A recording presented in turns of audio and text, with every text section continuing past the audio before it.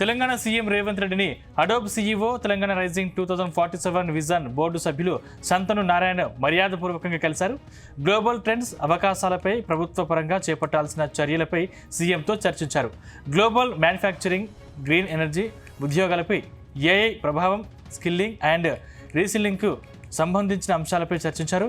ఎకనామీపై AI revolution ప్రభావం, రాబోయే రోజుల్లో ఏఐని సమర్థవంతంగా వినియోగించుకునే అంశాలు సైతం ఈ సందర్భంగా చర్చకు వచ్చాయి. రాష్ట్ర వ్యాప్తంగా తహసీల్దార్, ఆర్డీఓ కార్యాలయాలకు శాశ్వత భవనాలు నిర్మిస్తామని రెవెన్యూ మంత్రి పొంగులేటి శ్రీనివాసరెడ్డి తెలిపారు. ఈ మేరకు సచివాలయంలో రెవెన్యూ శాఖ అధికారులతో ఆయన సమీక్ష నిర్వహించారు.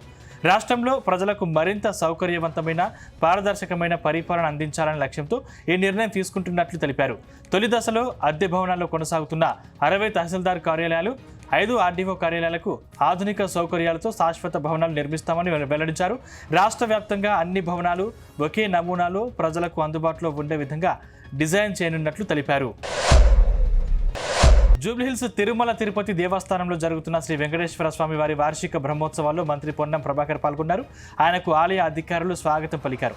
ఈ సందర్భంగా నిర్వహించిన స్వామివారి చక్రస్నానం కార్యక్రమంలో మంత్రి పొన్నం ప్రభాకర్ దంపతులు పాల్గొన్నారు. అనంతరం స్వామివారికి ప్రత్యేక పూజలు నిర్వహించారు. ఏలూరు జిల్లాలో టీడీపీ నేతలకు చేదు అనుభవం ఎదురైంది.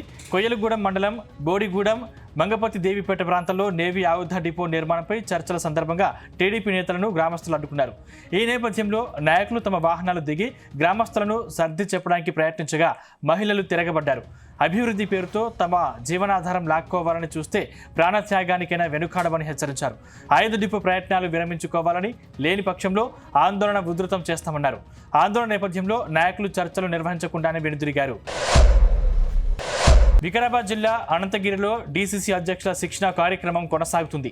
ఇందులో భాగంగా తెలంగాణ, ఆంధ్రప్రదేశ్ రాష్ట్రాలకు చెందిన పలువురు కాంగ్రెస్ డీసీసీ అధ్యక్షులు జిల్లాలోని ఎర్రవల్లి, పూడూరు మండలంలోని గ్రామాల్లో పర్యటించారు.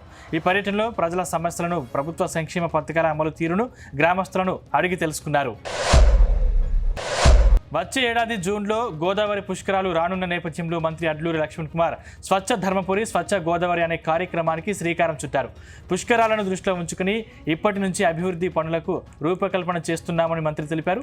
వేలాది భక్తులు రానున్న నేపథ్యంలో గోదావరి నది కలుషితం కాకుండా భక్తులు జాగ్రత్తలు పాటించాలని మంత్రి విజ్ఞప్తి చేశారు. నదిని పరిశుభ్రంగా ఉంచడం ప్రతి ఒక్కరి బాధ్యత అని ఆయన స్పష్టం చేశారు. పుష్కరాలను దృష్టిలో ఉంచుకుని ఇప్పటి నుంచే అభివృద్ధి పనులకు రూపకల్పన చేస్తున్నామన్నారు. ప్రజల సూచనల ఆధారంగా సమగ్ర ప్రణాళిక రూపొందిస్తామని తెలిపారు. విద్యార్థులే రాష్ట్ర భవిష్యత్తు అని, రాబోయే కాలంలో చరిత్ర సృష్టించేది నేటి విద్యార్థులేనని ఆంధ్రప్రదేశ్ విద్యాశాఖ మంత్రి నారా లోకేష్ అన్నారు. ఇంగ్లీష్లో చదువుకుంటున్న అమ్మలాంటి తెలుగు భాషను మరవద్దని ఆయన విద్యార్థులకు సూచించారు. అసెంబ్లీ సమావేశాలు చూడటానికి వచ్చిన సత్తెనపల్లి నియోజకవర్గం సుగాలి జెడ్పీ హైస్కూల్ విద్యార్థులతో లాబీలో మంత్రి మాట్లాడారు. అసెంబ్లీ సమావేశాల నుంచి ఏం నేర్చుకున్నారని విద్యార్థులను అడిగారు. విద్యార్థులకు ఇస్తున్న యూనిఫామ్, ఉపాధ్యాయులు చెప్తున్న పాఠాలు, మధ్యాహ్న భోజనం తదితర విషయాలపై విద్యార్థులతో మంత్రి నారా లోకేష్ అడిగి తెలుసుకున్నారు. తెలంగాణలో ఇంటర్మీడియట్ పరీక్షలు ప్రారంభమయ్యాయి. ఉదయం 9 గంటల నుండి మధ్యాహ్నం 12 గంటల వరకు నేడు మొదటి సంవత్సరం పరీక్ష జరిగింది. విద్యార్థులకు ఎలాంటి ఇబ్బందులు జరగకుండా అధికారులు విస్తృత ఏర్పాట్లు చేశారు. నిర్ణీత సమయానికి ముందే విద్యార్థులు పరీక్షా కేంద్రానికి చేరుకున్నారు. ఎగ్జామ్ సెంటర్ వద్ద పోలీసులు భద్రత ఏర్పాట్లు చేశారు. పరీక్షా కేంద్రంలోకి మొబైల్ ఫోన్లు సహా ఎలక్ట్రానిక్ పరికరాల్ని అధికారులు అనుమతించలేదు. చివరి నిమిషంలో సెంటర్కు చేరుకునేందుకు పలుచోట్ల విద్యార్థులు పరుగులు పెట్టారు. తెలంగాణలో ఇంటర్మీడియట్ పరీక్షల నేపథ్యంలో పలుచోట్ల విద్యార్థులు తీవ్ర ఇబ్బందులు ఎదుర్కొన్నారు. రాజేంద్ర నగర్ డివిజన్ పరిధిలోని ఓ సెంటర్ వద్ద రోడ్డుపై డ్రైనేజీ పొంగడంతో పాటు పారిశుద్ధ నిర్వహణ లోపం వల్ల తీవ్ర దుర్వాసన ఏర్పడింది. పరీక్ష కేంద్రం వద్ద మురుగునీరు రోడ్డుపై ప్రవహిస్తుండటంతో ప్రశాంతంగా పరీక్ష రాయాల్సిన విద్యార్థులు మురుగునీటిలోనే నడిచి వెళ్లాల్సి వచ్చిన పరిస్థితి నెలకొంది. పరీక్ష కేంద్రాల వద్ద కనీస ఏర్పాటు చేయకపోవడంపై విద్యార్థుల తల్లిదండ్రులు తీవ్ర స్థాయిలో ఆగ్రహం వ్యక్తం చేశారు.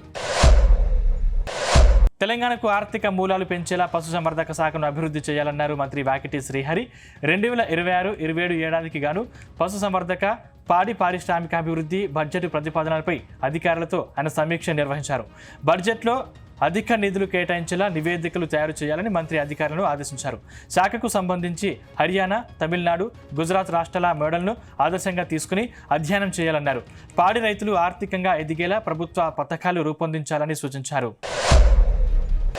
కామారెడ్డి నిజామాబాద్ ఘటనలపై తెలంగాణ డీజీపీని కలిశారు బీజేపీ రాష్ట్ర అధ్యక్షుడు రామచంద్రరావు.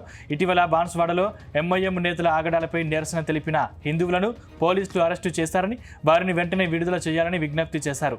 కామారెడ్డి ఎమ్మెల్యేపై కాంగ్రెస్ కార్యకర్తలు, నిజామాబాద్లో మహిళా అడ్వకేట్పై ఎంఐఎం నేతలు దాడి చేసి మత ఘర్షణకు పాల్పడ్డారని ఫిర్యాదు చేశారు. రాష్ట్రంలో హిందూ ఆలయాలపై దాడులు జరుగుతున్నాయని, వీటి వెనుకున్న వారిపై కఠిన చర్యలు తీసుకోవాలన్నారు. రేర్ ఎర్త్ మినరల్స్పై మనం ఇతర దేశాలపై ఆధారపడే పరిస్థితి ఇకపై ఉండబోదని ఆంధ్రప్రదేశ్ మంత్రి కొల్లు రవీంద్ర అన్నారు. విజయవాడ నోవాటల్ హోటల్లో నిర్వహించిన బీచ్ శాండ్స్పై వర్క్ షాప్లో ఆయన పాల్గొన్నారు. ప్రధాని Narendra Modi make in India, CM Chandrababu విజన్తో ఎర్త్ మినరల్స్ను ఇకపై మనమే తయారు చేయబోతున్నామని తెలిపారు. బీచ్ శాండ్ మినరల్స్కు చాలా అవకాశాలున్నాయని, దానికోసం రాష్ట్ర వ్యాప్తంగా 16 బ్లాక్లను గుర్తించమన్నారు. బీచ్ శాండ్ క్రిటికల్ మినరల్స్పై భవిష్యత్తులో ప్రత్యేక పాలసీ రూపొందించి రాష్ట్రానికి ఆదాయంతో పాటు యువతకు ఉపాధి కల్పించే దిశగా ప్రభుత్వం కృషి చేస్తోందన్నారు. నాగర్ కర్నూలు జిల్లా కొల్లాపూర్ పట్టణంలోని కోర్టు సమీపంలో న్యాయవాదులు రిలే నిరాహార దీక్షలు చేపట్టారు. న్యాయవాదులపై కక్షిదారులు దాడులు, హత్యలు చేయడాన్ని ఖండించారు.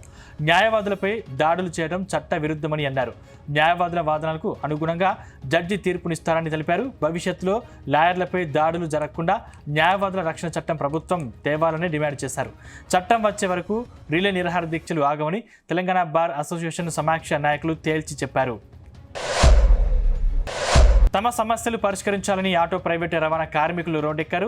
బీఎంఎస్ అనుబంధ ట్రాన్స్పోర్ట్ ఫెడరేషన్ నేడు హైదరాబాద్, మేడ్చల్, రంగారెడ్డి, సిద్దిపేట, నల్గొండ, వరంగల్, కరీంనగర్, కామారెడ్డి, పెద్దపల్లి జిల్లాలో ధర్నాలు చేపట్టింది.